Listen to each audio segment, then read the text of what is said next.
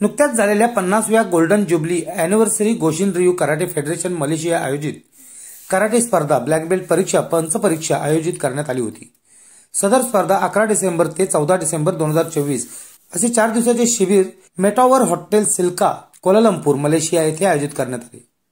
या स्पर्धेत राजू गणपत कोळी यांनी मास्टर काता सोचिन व गोजू शियोशो सादर करून ग्रँड मास्टर सोके क्लेम नसू प्रमुख परीक्षक व 5 गोशिन रियूचे सिनियर परीक्षक यांच्यावर प्रभाव पाडून परीक्षेत वयाच्या 61व्या वर्षी 6 डिग्री ब्लॅक बेल्ट परीक्षा उत्तीर्ण झाले। तसेच त्यांनी पंच परीक्षाही पास केली। राजू कोळी हे गोशिन रियू कराटे असोसिएशन इंडियाचे अध्यक्ष आहेत। त्यांना Shihan Vasanthan WKF liaison coach Singapore, Malaysia, Indonesia, Vietnam, Jakarta इंडियाचे गोशिन रियूचे कोच यांनी मोलाचे मार्गदर्शन व सहकार्य केले। तसेच सिहान राजू कोळी, सेन्सॉय गोपाल म्हात्रे, सेन्सॉय राकेश म्हात्रे यांच्या मार्गदर्शनाखाली रोहित शरद गरत याने उत्तम कामगिरी करत सदर स्पर्धेत कांस्य पदक पटकावले। आरबीएन न्यूजसाठी न्यूज ब्युरो पनवेल।